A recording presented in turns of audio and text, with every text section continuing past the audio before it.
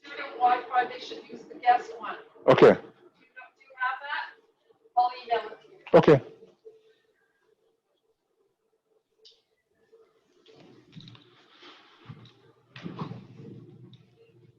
So what we're doing, the theme is called Everyone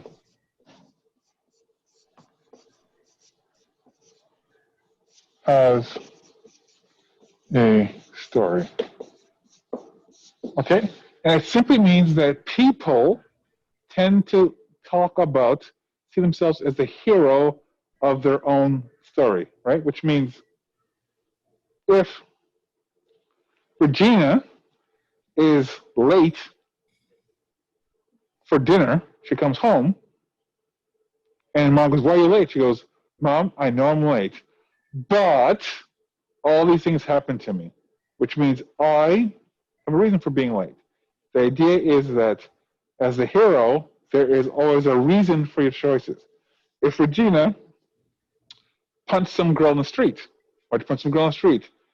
Okay, that was wrong, but that girl got in my face, and I was just minding my own business. And who told her to do that? And you can't tell me what to do, blah, blah, blah. Everyone is the hero of their own story, which means everyone tells a story from the perspective of, it's not my fault. Think about your own personal experience. When you've gotten in trouble, have you ever said to your parents, you know what, you're absolutely right. It's my fault. I should have done that. Punish me and take away all my stuff. No. No matter what we do, we always will say, yes, but there's a reason, right? So that means people, and I'm just going to draw an individual here, tell stories, right? So they see, let's call this a block here, reality. Right? So people live in a reality, right? Live in the world they do. Hold on a second, Joe.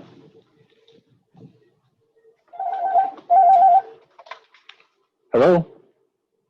Okay, thank you. People live in reality. However, they see the world based on their perceptions. Ivor. Right? Which means you live in a world, and it doesn't matter what you're thinking, you perceive it based upon your personal experience. That's based upon three things, or several things. I would say your belief system. You can't hear you, Joe. Joe can't hear you. Only I can hear you. It's weird. See, Joe can hear me because I got a butt in, but he can't hear you guys. So it's very weird. So Joe says hi, Ivor. I know. Wave back at him. Joe can't hear you, but Ivor says hi. Okay. So belief systems. Do you believe in a God or no God? Do you an atheist? Are you agnostic? This colors how you see the world. Your experiences.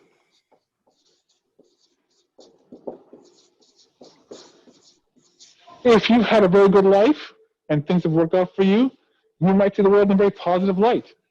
If things have constantly gone wrong for you, you're going to probably be more cynical.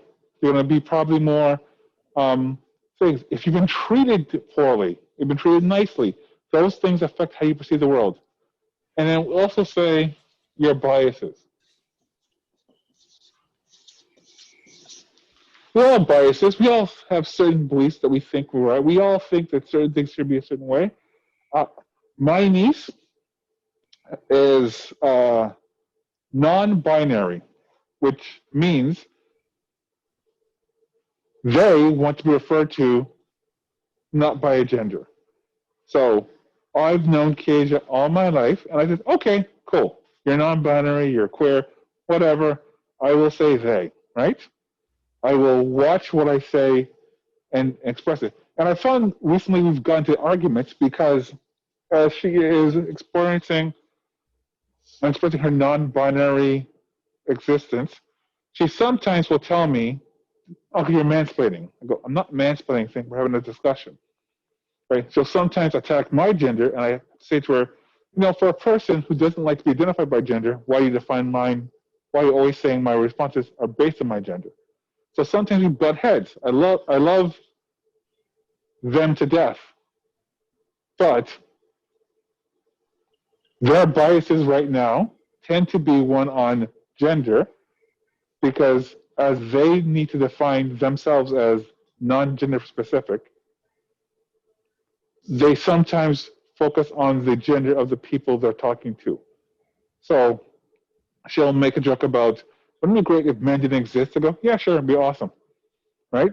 And they would push and push and push and push and push, and I would have to sometimes say, hey, you're kind of offending me. Like, I'm not attacking your choice and your existence and your truth.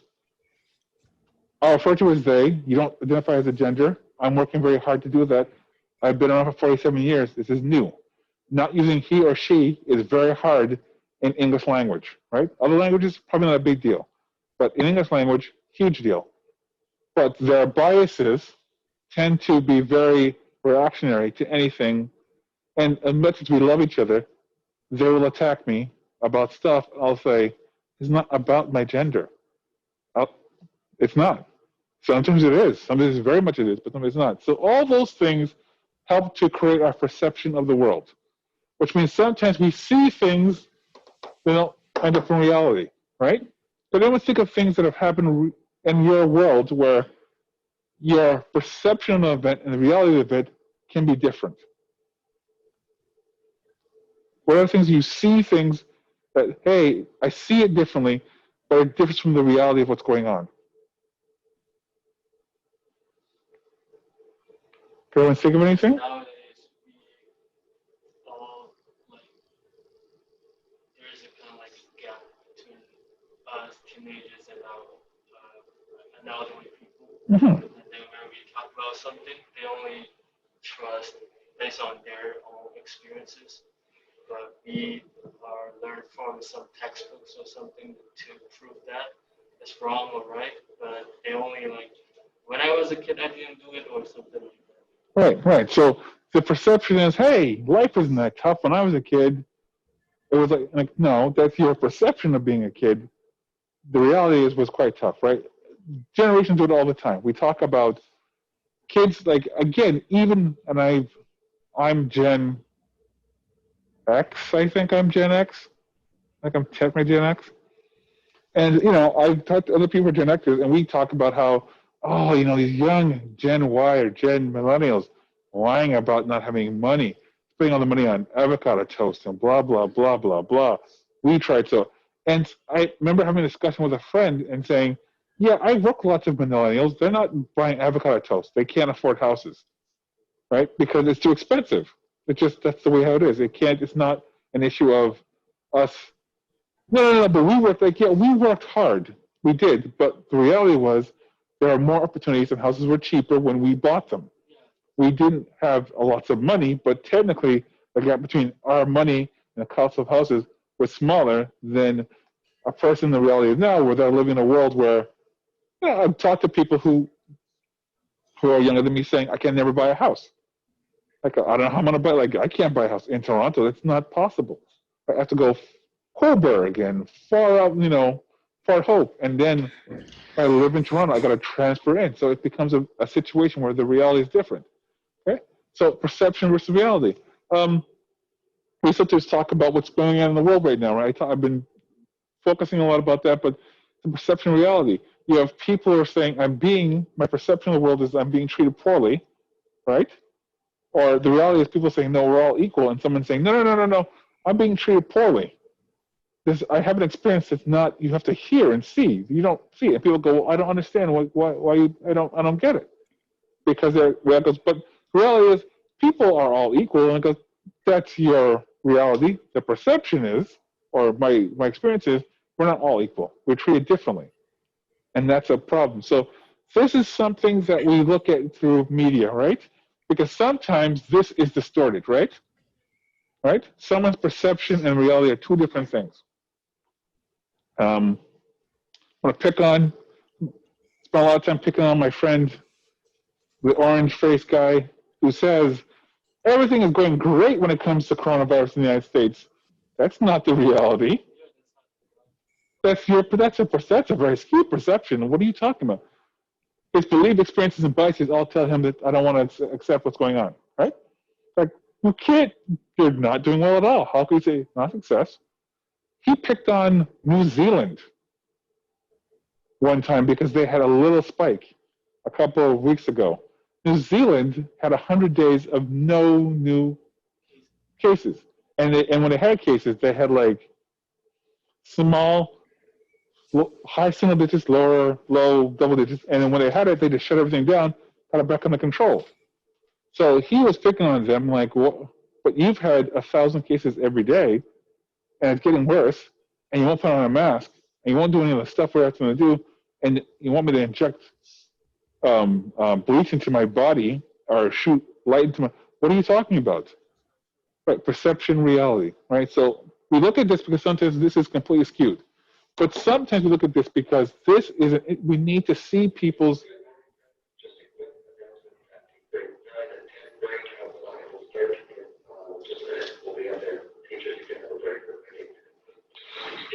So sometimes the idea, the perception is that we need to see people's experiences because someone will say, look, I've had it differently from you. And because I've experienced things differently, I'm treated differently in this reality from you. And you have to hear that. Our first book, we'll be looking at how someone's perception, right, is a distortion, right, of the reality. Okay? Unit 2, we're also going to look at how perceptions can also give an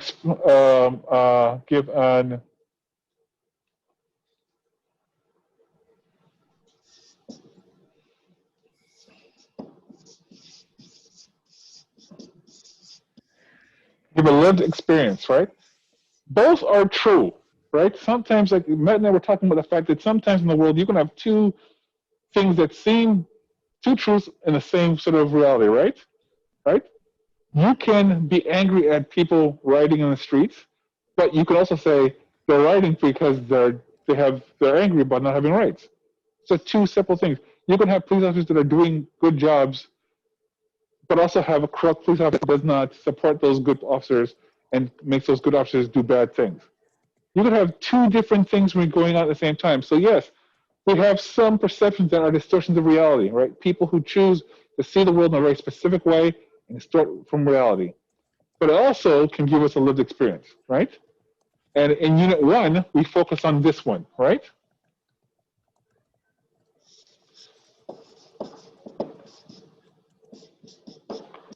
Unit 2, we focus on this one. Having said that, sometimes in our book, we're going to see how these two things kind of sometimes play into each other. That in Streetcar Named Desire, the main character is deluded and does have a distorted reality, but she also says, I do that because reality sucks, right? She goes, I know I lie to people, I know I'm dishonest, but what are my choices? Because she does have a lived experience that as a woman in the 1950s, her options are limited, right? And therefore she's going to see the world differently and she's going to play the game, right? So these two things may be separate ideas, but they can play into each other. If we keep that in mind, we'll get a better understanding how we can have a distortion of certain things. My niece saying that basically everything that is male sucks, which is a distortion. Like, no, some things men do really do suck. You're right. But some of them, but it's also a lived experience because they have sometimes experienced people attacking them because of who they are. I come from a West Indian background. My family is Jamaican, and they're also evangelicals. They're also Seventh-day Adventists. So Jamaicans with a very large evangelical belief system, evangelical thing. She's deadly afraid of saying who they are, because, and I love my cousin, I love my family, they would find it hard to understand. They came out to us on Thanksgiving because we're having an argument over Ellen, and I said to them, "Are you LGBTQ?" And they said yes, and then they started crying. And I hugged her. I go, "Well, why are you upset?" I didn't want to come out this way. I didn't want to come out this way. I go, "But I love you. Like, this doesn't matter to me. I'm glad you told me the truth. Like, this is who you are." But they're afraid that basically the distortion of all people suck that are not LGBT part of the community is out of a lived experience, because they are scared to death that when we are able to get to have a family reunion, that if they come with a partner that's non-gender binary, or if they express their beliefs, they may be attacked and they may feel rejection. So it's a connection of these two things that we need to sort of look at in the story. So when we look at stuff, again, guys, I don't particularly care if you know what happens on page 92 in a story. I do care if you understand why Blanche acts a certain way. And can you prove it to me by looking at the book? You know, I don't care if you can't remember how Attorney Mars talks about her life at Western. I do care that you say, well, she's able to prove anti-black racism because she creates her writing in a specific way, and she's doing an autobiography, and it's not fiction, but she does weave in elements of fiction. She does give you. She has at a point about her experience. She goes, well, here's what I believe, and gives you tons of facts about what has happened to say, this is why I believe this, right? So it's a mixture of those two things. Okay? So this is the thing you need to key on, right, guys? Remember, people, these things influence how we perceive the world. Our perception can sometimes run contrary to the reality. Sometimes we can see, now I'm not saying this can't be widened or doesn't grow, or sometimes we can make it grow to be more encompassing, but I'm saying that there's always this perception, that, and especially in literature, that characters are viewed in a very specific way. For us to understand them and understand the perceptions, we have an understanding of their motivations. Because good stories are always written by, should have interesting characters. And if the character is not complex, or you don't understand their motivations, then we don't care. Okay, I have spoken a lot, and our break line's like 11:25. So I would say take a couple minutes. We can't really go outside because it's the elementary or the 9-10 break, but take a minute or two, catch your breath, put your head down. In about 5-10 minutes, I'll start on what we're going to do. I may start on the movie. So, Joe, I'm going to try to figure out how to show you the movie, because I can show the movie to us in the classroom. I don't know if you're going to be able to see it. I might have to screen share it with you through Zoom. And then if there's a problem, I've also uploaded the movie to Zoom that you can download and watch later. Okay? Joe, can you hear me? Okay? Yes. Yeah. Okay. So if for some reason you can't watch me with us, then what I'll do is I'll say, okay, go to, because the assignment should appear. I'll make the assignment appear a little earlier, and then one of the attachments is the movie. You just download it, which I think you can do, and then watch it, and you should be fine. But if you can't watch it with us, you do that instead, and then we'll do the breakdown of the assignment and the movie tomorrow, probably in the middle of class. Okay? But right now, let's take a 10-minute break. Relax for a bit. If you guys want to watch, do something you want to do some music, go on your phones, give us a 10-minute break, clock yourselves, and we'll start up again in about 10 minutes. Okay. Oh, and I'll put on the Wi-Fi password. You can send it to me. I'm going to start recording this right now. So, Joe, any of those lessons that I'm doing right now, I'll send to you by the end of the day, because Zoom does not allow me to